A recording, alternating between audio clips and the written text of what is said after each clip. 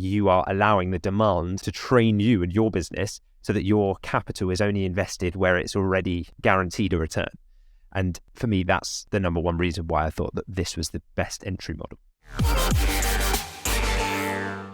I've got a similar story in where I was selling low ticket products. So it was actually a game pad, right? So it's like, imagine a PS3 controller where you put your phone in the middle of it. So it's about £30, and it was a Bluetooth thing that you could get games on the iPhone App Store, but you had a PS3 controller essentially that was operating your phone. And I've kept one as a memento, and it came back as a return. And what I was having a similar situation with you, Lewis, was it arrived to someone's house. It was an electric product, so these sort of things always go wrong. I didn't have the insights that I have now, and I was getting emails to say, it's not working, it's not connecting, what do I do? You've provided a faulty product. And of course, this person was in the US, so then I said, well, to be honest, your only option really, the supply won't take it back, is to return it to me. And once you've returned it to me, I'll give you your money back. And this was the headache I was having. So this is why I'm now in possession of one of these game pads as a memento. Perhaps one day I'll put it on my wall as a reminder of what not to do. But that's what happened with me. And again, now I'm into the high ticket world. It's the same order. It's the same admin, or perhaps less, to sell a £1,500 product as it was to sell a £15 product. But it's 100 times the revenue, 100 times the profit. So it's a no-brainer. But the single reason for me that I went into dropshipping above any other business model was the fact that it's the low upfront costs and the risk involved with dropshipping compared to other business models such as Amazon FBA and affiliate marketing.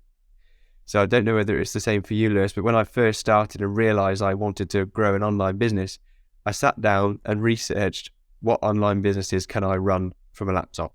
And the sort of options you get, the Amazon FBA, the dropshipping, or perhaps affiliate marketing. And those are the three options that I saw.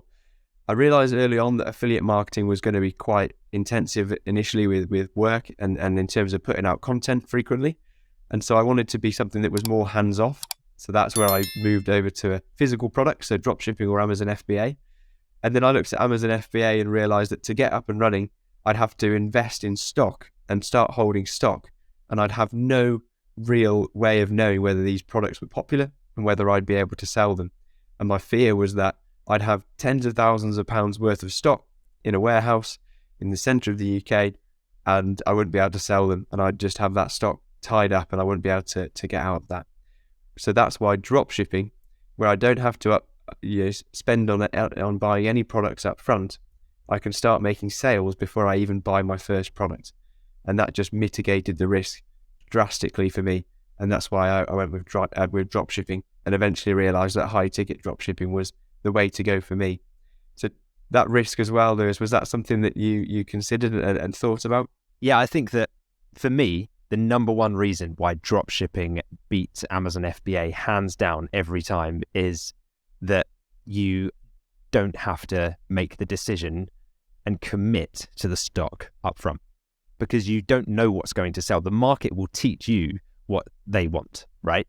And that, I think, sometimes is difficult for people starting in business to get their head around, because you assume that if you're passionate about something and build a business around it and try to develop the brand, like, you can generate the demand for that product, and you might buy, a whole container's worth of stock from China, ship it into Amazon, and then it's just crickets. Nobody wants to buy it. There's not enough demand for it. Or, for example, there is demand for it, but it gets rejected at the border, or there's a huge unforeseen tax bill, at customs, or, there's some problem with it. It hasn't got the right label or, safety regulation, or there's so many things that the liability falls on you for having done that. Now, of course, yes, you'll probably get a higher margin for doing so, but if this is your first venture and you haven't yet tested a market and you haven't got the data to prove what's going to sell, I know where I'd rather put my cash.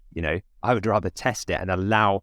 It's like having, it's like having a store where you can bring customers in, but on the shelves of the store, you've just got photos of products rather than actual products, so that they can come in and just point to the photos and be like, yeah, I want that one. And at that point, you take the photo, go to the supplier and send them the product. It's the same kind of thing, except they're online. So it's a leveler, it's a level playing field between you and the big box retailers, because even the national retailers who do spend thousands of pounds on stocks can only show the product on a website in the same way that you can. So you can actually compete on a very level playing field with them. So yeah, I think that's one of the reasons why I think dropshipping is the best model to get started with.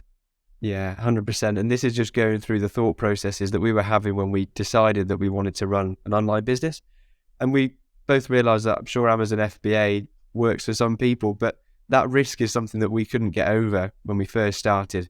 When we're so new and naive in the world of online dropshipping and online business in general, we'd much rather go somewhere with a lot less risk instead of tying up tens of thousands of pounds in stock that we don't know that are going to sell.